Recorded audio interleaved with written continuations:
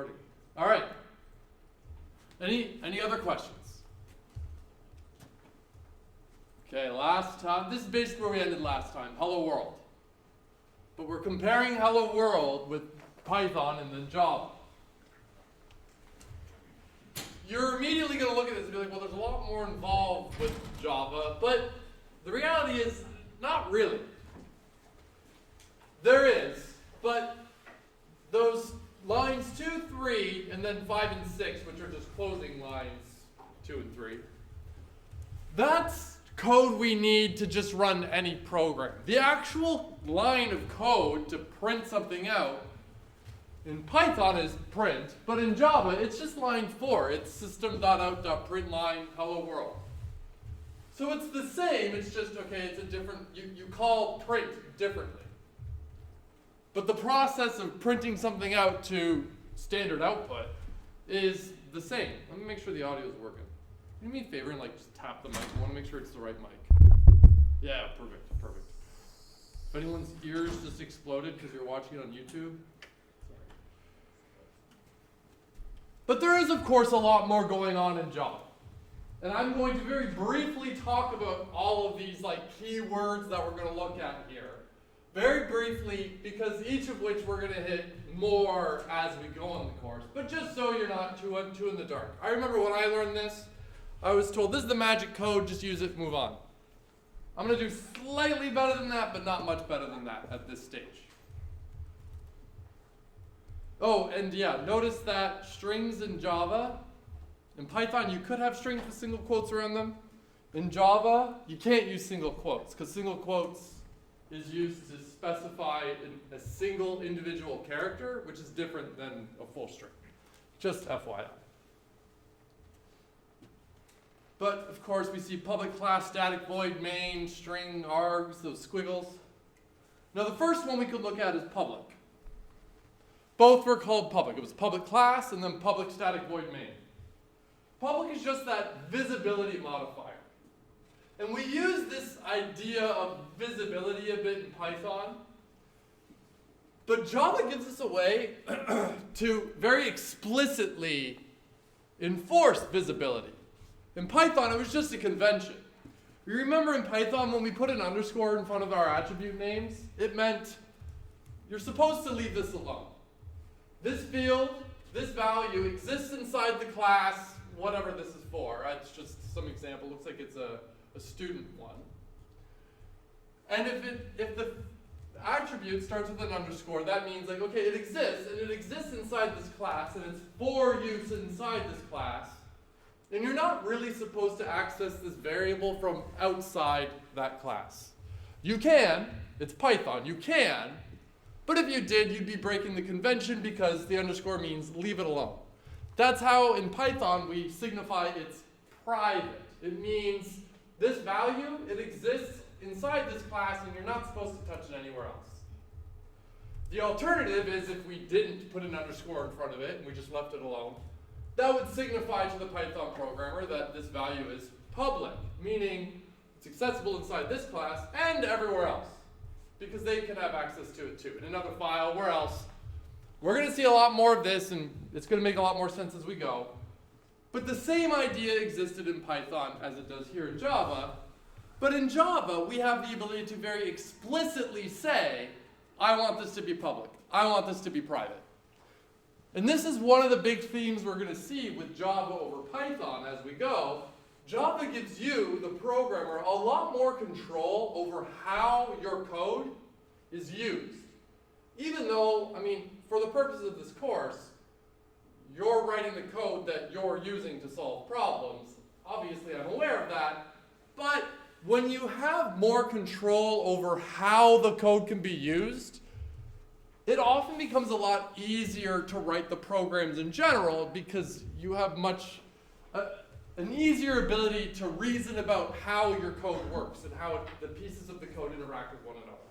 But this is a theme we're going to be seeing a lot of throughout the whole semester. Then there's class, same thing.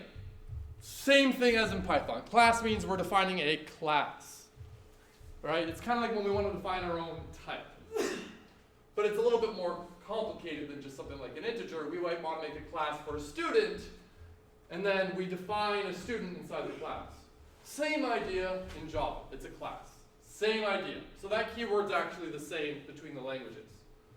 Unlike Python, everything in Java needs to be in a class, but that requirement ends up being relatively uninteresting as we go forward.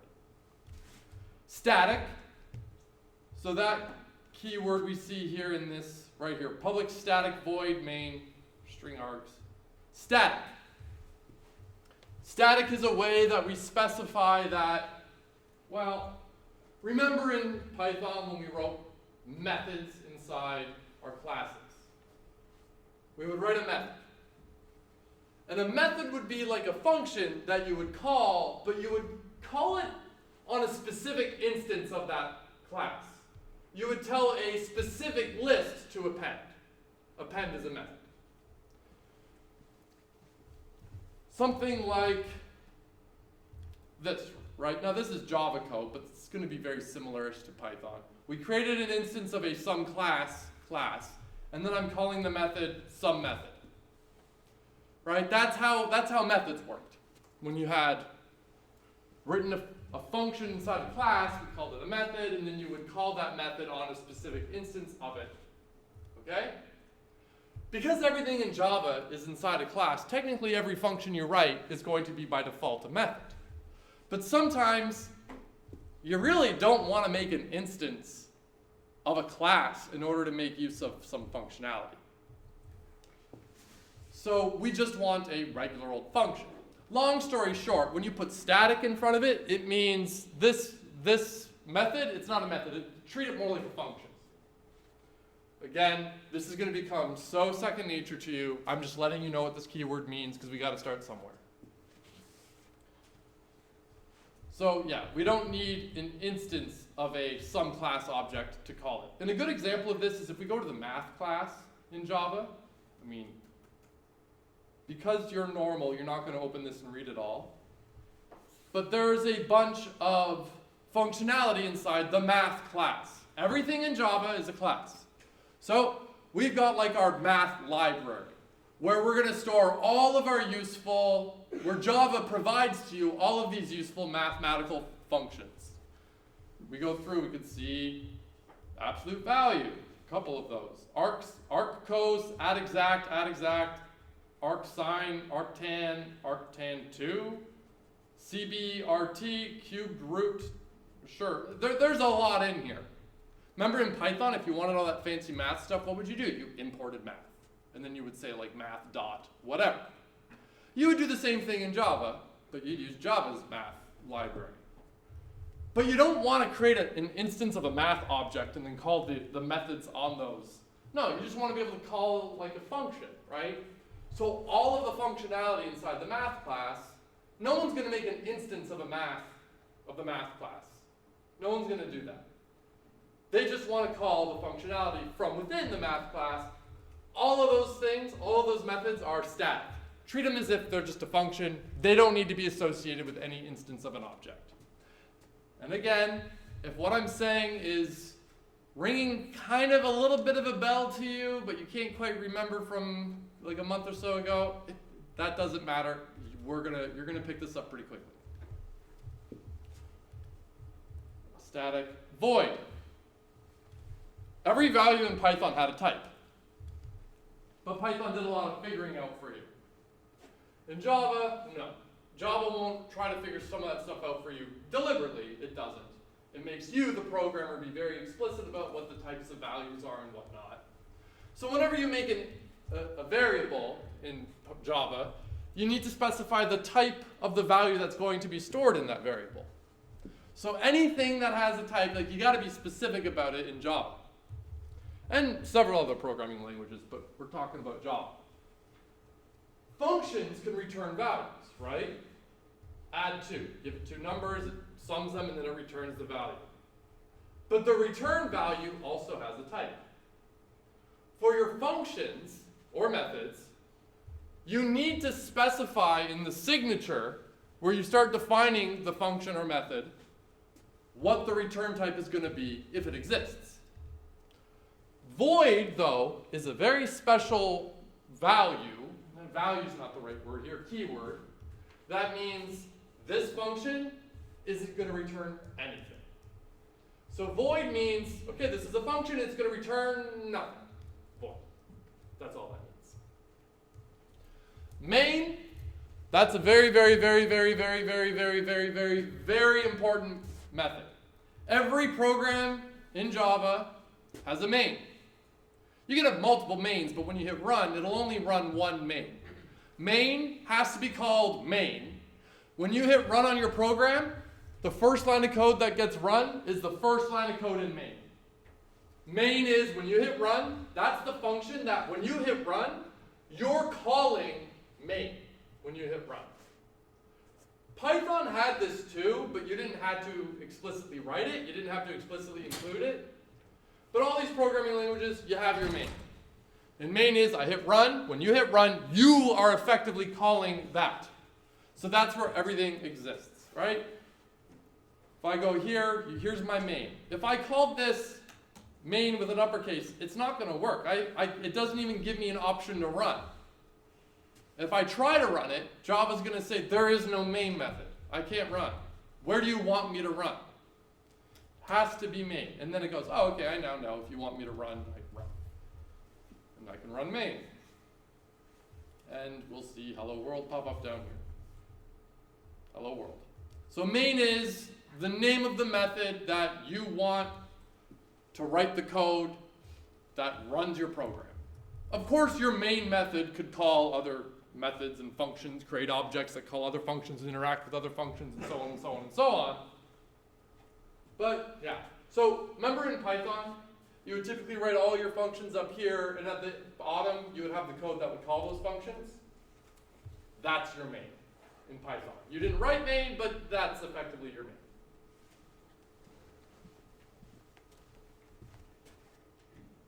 String, square brackets, args. So string is a type. When you see square brackets next to it, that means it's an array of that type. Array, you can think lists, for now. We're going to learn that they are not the same thing, but for now you can they're similar. It means an array of strings, and args is the name of a variable. Specifically, it's the name of the parameter that your main function takes. Main functions usually look like this in other programming languages as well. Sometimes when you run a program, if we go back in time, let's see terminal, and I'm running a program like it's 1982 or something, and I run my program, I would say, okay, my program or something, and I hit enter. It's not going to work here. There's no program called my program. It's not going to know what that is. But sometimes programs can have like watch out, watch out, watch out. I'll move this a titch to maybe help prevent that. You better be. Oh. Sometimes your programs might have options you want to specify. Maybe my program is a program that is something stupid. It just says, hello, your name. But whose name? Well, I can give it, and I could hit run, and then James Hughes would get passed to the main as the arguments to the function, which is kind of neat. So that's kind of a way that you can pass values to your whole program in the same way that you can pass values to a function with parameters. It's kind of neat. You typically don't do it like that these days, but that's what they're there for. But when all is said and done at this stage, this is, unfortunately, the magic code. For the first 2 years of my undergrad, I didn't have this memorized. I'd have to go re-look it up every time because, whatever. So don't think you need to go public static void main string args. You can, but be normal and just look it up like a regular person. I think on IntelliJ, if you type main, it should. Oh yeah, it will. It should auto go through. That is a nice thing. Literally everything there, I think.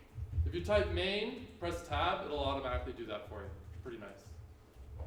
But that's not going to help you remembering what the actual thing you're supposed to write is. Also, Who noticed that system.out.println? That's kind of verbose, right? System.out.println. Right, that's a lot of typing. IntelliJ, the IDE is pretty nice. If you type S out and hit tab, it'll automatically do that for you. It's nice. There's a lot of these little things in IntelliJ. It's fantastic. And then the braces, the squiggly brackets.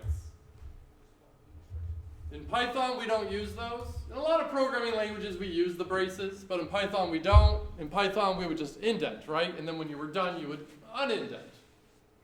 If you needed to like indent more, well, that meant you were like writing like a loop or an if or something. The same idea exists in Java, except we specify what's in that function or in the if statement with this curly braces. That's how we do it.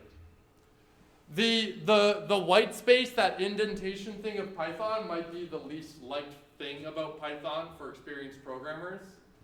Everyone likes the squiggly braces, so you'll probably quickly like them.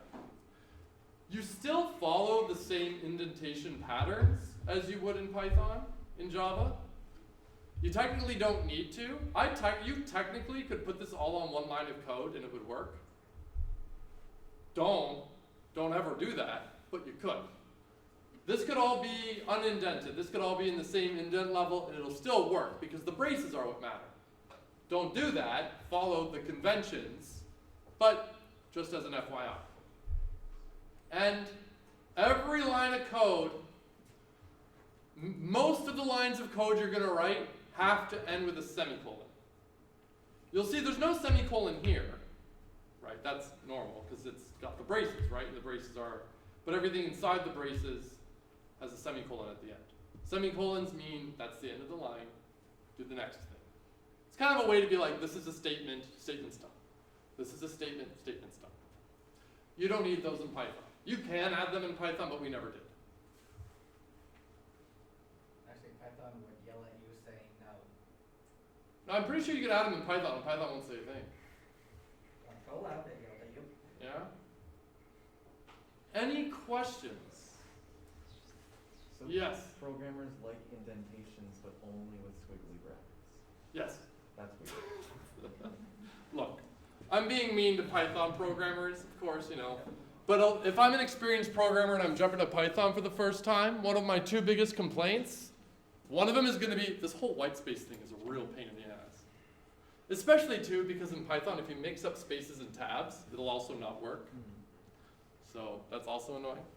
The other thing people are going to hate about Python is the fact that it's not as strongly typed as your typical language. The fact that in Python you don't have to say int my integer equals 5, you just say my integer equals 5 and it knows. People don't like that. That's actually, there's a lot of downside to that. And this was a thing that kind of came up in lab yesterday, and I talked about it a little bit last semester. This course could be very easily taught with Python being the programming language, or any other programming language, really. The problem with using Python here, though, is Python is very flexible. It gives you a lot of rope, but the problem is that flexibility gives you a lot of rope to trip yourself up on. Java, by virtue of how it's designed and how you as a programmer have to use Java, helps eliminate a lot of issues and problems before they could even start. It really leads to a good defensive style programming. That's another thing that we liked to do in Python, very defensive programming. Of course, when we write our programs, we want them to be correct. But that's not just it. It's not just about correct. It's correct. Is it understandable? Is it written well? Like, is it robust to change? Like, what if someone needs to go and like make an update to it? Is that going to be a pain in the ass, or is it going to be easy? There's a lot more than just correctness that matters. And one of the things we say, like defensive programming. You do things when you program that maybe it's not necessary, but it's just, you know, good style because it protects against potential problems that might come up in the future.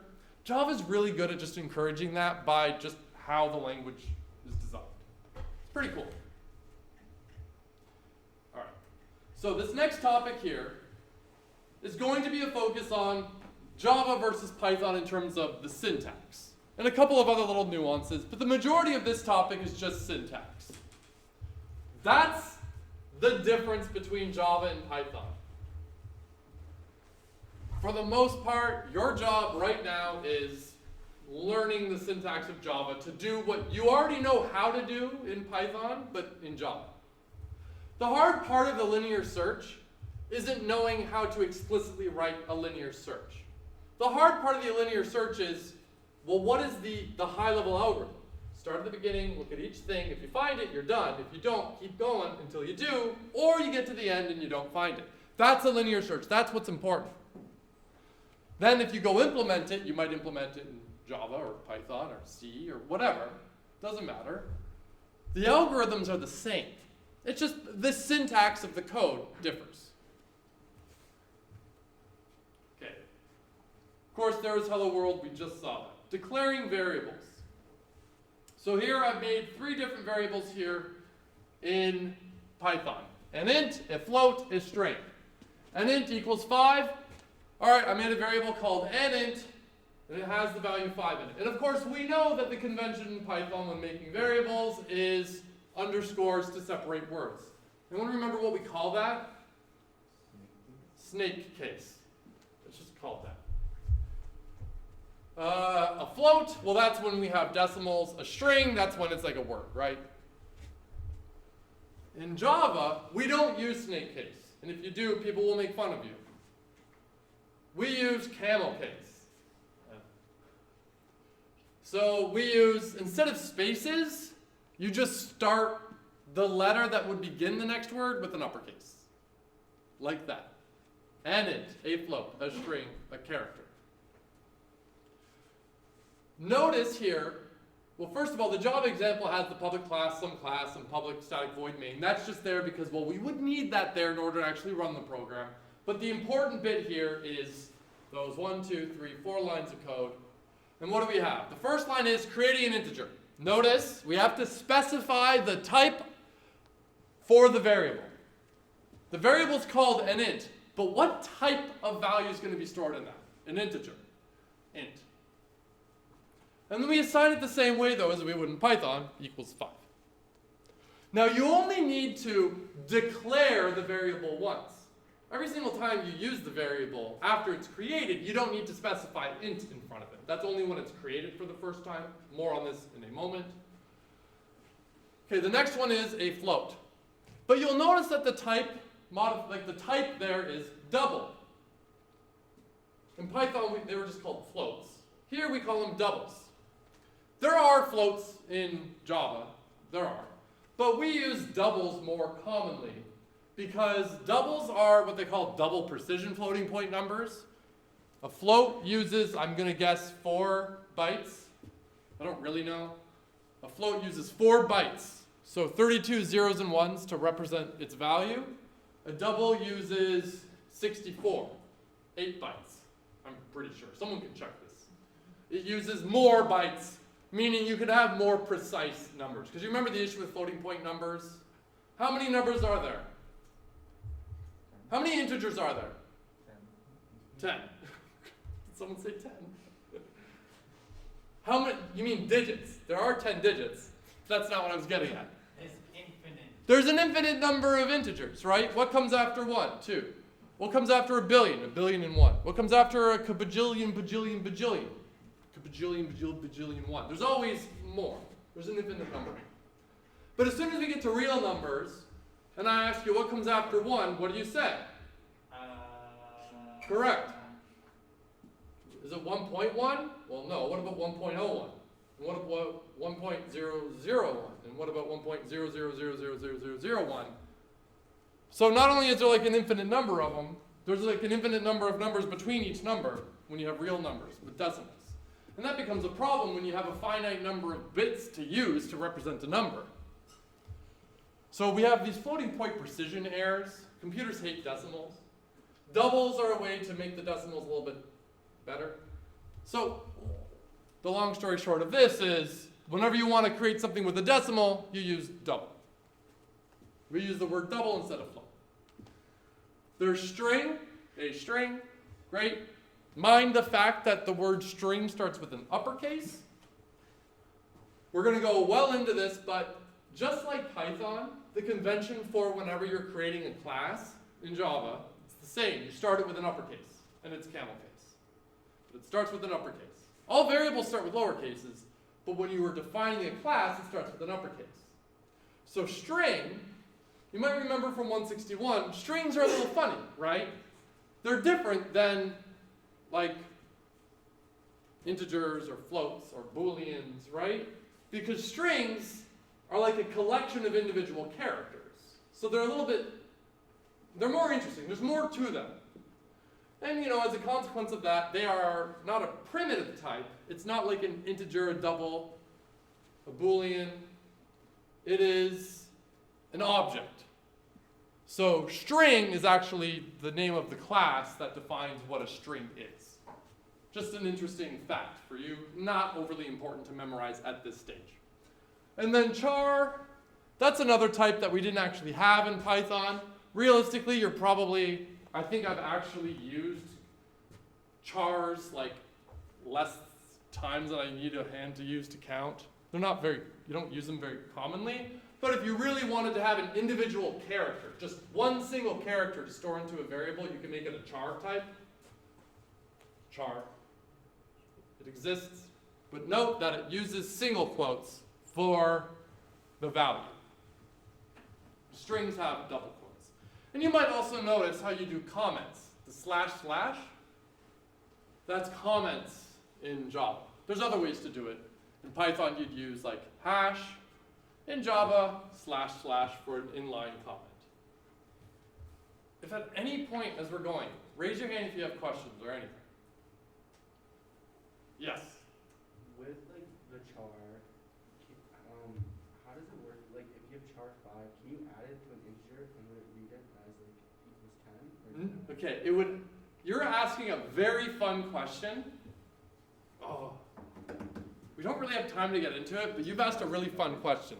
Turns out, everything that's a primitive type is stored in bytes, zeros and ones, high voltages and low voltages that are running through transistors on your computers. If I have the pattern like 0, 1, 0, 1, 0, 1, 0, 1, 0, 1, and I ask you what does that mean, the first question you have to ask is I need to decode that into something. Is 0, 1, 0, 1, 0, 1 representing a number? If so, it means whatever. But what if it's a character? If it's a character, I need to decode it to something different. But at the end of the day, the patterns are still, you might have the exact same pattern for the letter A as you do for the number 97, they actually are the same. So if you start to want to add things that are primitive types together and whatnot, you end up getting weird behavior. Because if you said A plus 5, you're going to get 102. Because A is the same thing as the integer 97. So it's weird. So the answer to your question is no, it wouldn't be 10, but it would work in a very weird way. So good question. And you have a question? For a boolean, is it just lowercase bool and still capital F, capital T when you're assigning it?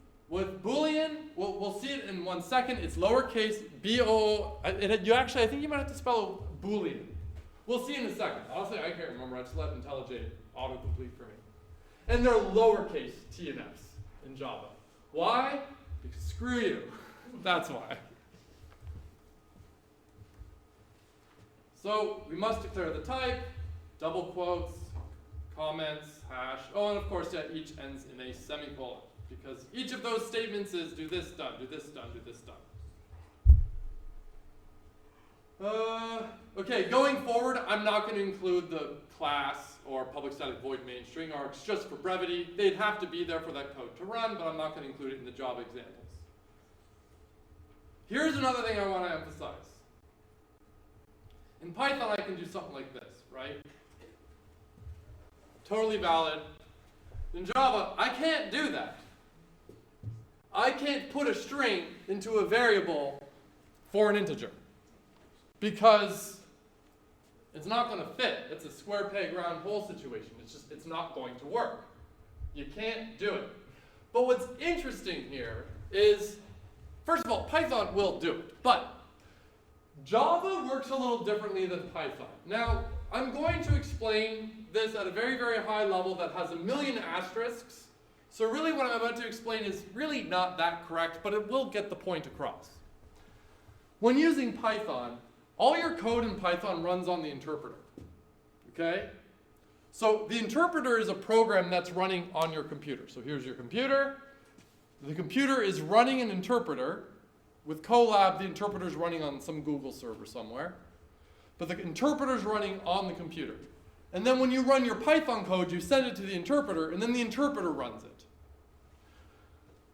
In Java, it's a little bit different. It's actually very similar, but for the sake of argument here, we have this extra step involved. We have to compile the code. So traditionally speaking, we write our code. Computers don't understand anything about your code as it is. Computers want zeros and ones. Computers want low voltages and high voltages that can run through its circuitry to do what you want it to do. So your computer, you have a program on your computer called a compiler. That's like what the JDK is, okay? So you run a program to take your Java code and turn it into something that your computer can actually run. So, give me 1 second. So, my computer's dying? It's done. Oh, I didn't even plug it in. Thank you for that. Let's see if we can save it real quick. That would end badly if suddenly your Windows died. This has happened to me several times. There, saved. Good catch. We need to compile the code. We need to turn the Java code into like the zeros and ones that can run on our computer. Now in Java, technically there's a virtual machine, there's a couple of extra steps in between, but for the sake of learning what's going on, we need to compile it. So you've got your code that you compile into a program that can then run on a computer. So there's this extra step that Python, we didn't really think about. Sometimes we get what we call compile time errors, meaning we wrote code and then we wanted to turn it into a program that can run on the computer. But the compiler says, nuh-uh, there's something wrong with the code, I can't do it. That's not allowed. And so you get an error here before you hit run. Well, you hit run and it doesn't work because it tries to compile before it runs.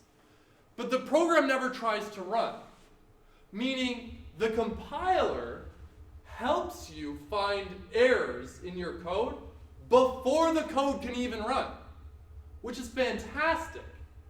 That is like what we would call a compile time error. So this right here would produce a compiler error. Java wouldn't even try to run that and crash. It wouldn't even compile. So Java helps protect against bugs in your code by not even starting to run on certain types of bugs, which is fantastic. Another awesome thing that helps you write good code. It won't even let you run it if it's not runnable. Now, you could still have very big runtime errors, but the compiler can help find a lot of errors before you even run it, which is fantastic. An example would be this. I've got a variable called otherInt, it's type integer, and I try to assign it the value totally not 5, the string. The compiler will go, no, I'm not even going to turn it into a program that can run, which is cool. Declaring and assigning variables. Something like this. In Python, we never had to declare the variable. I would just say another int equals 11, print out another int. In Java, we need to declare it before we can do anything with it. We have to declare the variable before we can assign a value to it. Often, we do it in one line, but we can do it in two separate lines like we have here. Line 1 says, int, another int. This tells Java, okay, go make a variable, set aside some memory to store an integer. Line 2 says, okay, take the value 11, put it in that variable. Line 3, print it out. In Java, or in Python, we never needed to declare it explicitly because of it's the way the types work. Now, really, you would do, oh, do I not have, realistically, you would do this on one line of code more often than not, like here. See how I say int nint equals 5? The first time you want to assign a value to a variable, you can declare it and assign it on the same line, but you don't have to. So, there. Here's examples of reusing variables between the two languages. A equals 5, print A plus 2, B equals A plus 7, print B, B. You know, I'm reassigning the value into B, right? On the right-hand side, we've got the same code, but in Java. Notice first that int A on line 5 and int B equals A plus 7 on line 4. But line 7 and line 10 don't have int in front of the B. Yeah, you only need to say what the type is when it's declared. So line 1 and line 4 are declaring the variable B, A and B, and immediately assigning a value to it. But once it's been declared, you don't need to redeclare it. You don't need to specify int. In fact, you don't specify int because it won't work. It'll say you're trying to redefine a variable. And so you can reassign the value in any variable all you like as long as the types match. So I can say B equals B plus 1 and then B plus equals 1. That's fine because it's all integers. And it's happy with that. Now, note, I just made a comment about reusing variables, and yeah, it's great. Typically, you don't really reuse variables very often. You might be thinking back. But like if I make a variable called like temperature in Celsius, that variable has a purpose. It's storing probably a value that represents the temperature in Celsius. You're not going to come along and reuse that variable to store how many chickens you have in your backyard. Right? That doesn't make sense. Right? So reusing variables, yeah, you can do it, but you don't really do it that often, but you can. Usually, like this only makes sense here because this is a nondescript variable name and I'm using it just as an example that you can do it. You might use it for like a counter variable or something. Yeah, that's very stateful. But you're not going to reassign variables for the sake of not using as many variables really ever. Constants. Remember in Python, we had a rule for constants. Uppercase, all words separated with underscores. And if you ever saw code that had like my variable, all uppercase, underscores, that told you, the programmer, that's a constant. It's a variable that holds a value, but you don't change it. You can change it as a programmer, but your code should never modify the value of that variable ever. It's against the rules. In Python, you totally could do that if you wanted, but if you did, you'd be breaking the convention and everyone would hate you. In Java, we actually have a way to say, this constant is a constant and you can't change it. You put the word final in front of it, and that means that's a constant. And if you even try to write code that modifies the value of a variable that was defined as final, constant, you'll get a compiler error. Java will say, no, this variable was defined as final, and you're trying to modify it. Something's wrong. Deal with it, programmer, before I'll even try to turn it into something that can run. So it's not just the convention that we follow, which is the same convention, all uppercase separated with underscores. We use snake case for constants only in Java. But if you actually do try to modify it, Java won't have it.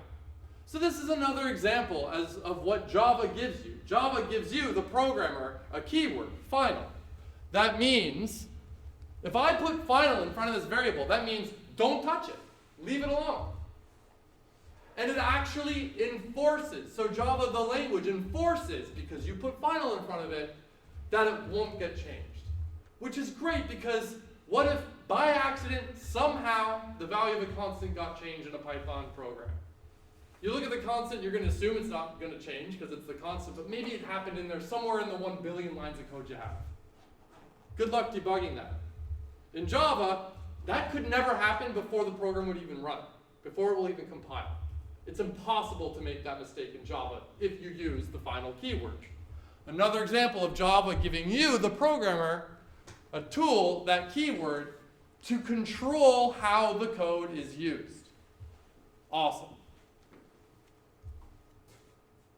Arrays. So, arrays and lists are similar superficially. On the left, we've got Python, a list 10, 11, 12, 13. I can print out a list at index 1. I can assign the value at a list at index 1 to 21, and I would print it out and I'd see whatever 21 is. That's how I could do it with a list. On the right-hand side, I'm doing the same thing with an array. The code's basically the same, right? Okay, I need to specify the type of the array. It's an integer array. We see the square brackets. That means it's an array of integers. I sign it with squiggle brackets, though, not square brackets. And then I print out the value of an array at 1, and then I modify the value of an array at index 1 and print it out. More or less the same, right? How you can interact with it. But there's a lot of differences. Arrays have a fixed size. That array, that list example I had, I could go to the list in Python and say .append, and it would do it. But if I wanted to add another number to my array, I can't. There's no space. I made an array that had, what was it, like 10, 11, 12. I can't add anything else in there. I can't. Arrays have a fixed size. You're stuck. You can't arbitrarily append. If you wanted, look at, here's on the left-hand side. What is that Python code doing? Well, I start with an empty list, and then I've got a for loop that goes to 1,000, well really 0 through 999, and I append to the list the value of I. So at the end of that, I have a list with the value 0, 1, 2, 3, 4, 5, 6, all the way to 999 in it, right? If I wanted to do that in Java, here's how I would do it. I create an array, but I'm going to start it as a new empty array. And this is the syntax for that. So I say int array an array equals. So in the previous example, I hard-coded what the array is. Code like this, not very common. You can do it. You use it for very specific circumstances, usually like some constants. But usually you don't create arrays like this. This is how you would do it. But I start by making an array of size 1,000. So I create an array with nothing in it, but it's got 1,000 empty spots ready for stuff. Then what I do is I use a for loop. We're going to talk more about loops, not today. But then I use a for loop to go through and assign at every index the value of I. Ultimately, in the end, both a list and an array will have 0 through 999 in each index, respectively. But I can keep appending to that list after if I wanted. I can't with the array. Lists are better than arrays, but they're a lot more complex than arrays.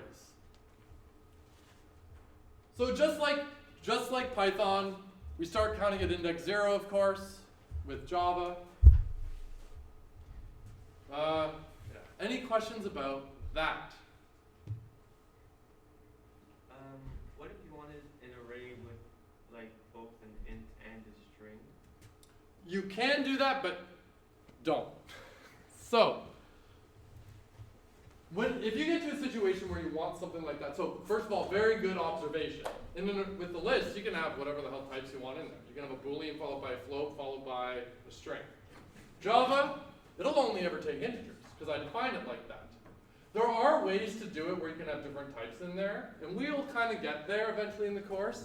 But if you're working in a situation like that, you're probably not gonna be using like basic raw arrays like this anyways. Interesting observation though, but we'll get there where you can kind of like modify the type of thing that's in there.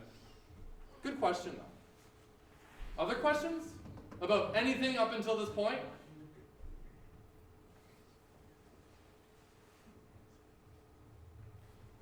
Okay. Arrays. Remember in Python how you could actually index backwards? That's a very Python thing. You can't do that in Java. If you say, give me the thing at index -1, Java's going to go, what the hell's that? They'll get mad at you. It won't work. Input, output. Well, we already saw output. System.out.println.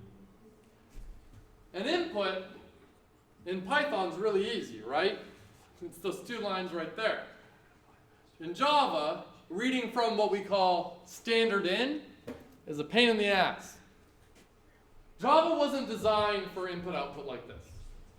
Usually, you don't read from standard in programs very often anyways. We learn it in this class because of caddis, and we make use of caddis, and you would use it there. But I'm pretty sure that's the only place we're going to use it in this course at all, for reading from standard in. And this is how you do it. And this is an example of one of the big criticisms of Java. People criticize Java for being a very verbose language. Sometimes when you want to do something as simple as reading from standard in, like reading from the console, command line, whatever, just like how you would in Python with input, something as simple as that requires a lot of crap. We're obviously not going to go into detail on this today, so we'll hit that, I guess, Tuesday. But this is how you would do it. Now, before we leave, I'm just going to quickly hit what else we're going to talk about in this topic so you're not left panicking thinking, what am I supposed to know? So reading input output, learn a little bit about, we're going to talk about functions and methods, instance methods, visibility modifiers, that's your public and private, an example function, great, comments, whatever, booleans, and yeah, to answer your question, you have to type out boolean. Conditionals, so your ifs, boolean operators, loops, and then some conventions. So that's what we'll be covering for the remainder of this topic on Tuesday. And then from that, the following topic is a refresher on objects and creating your own classes. And then after that, we'll just data structures. See y'all later.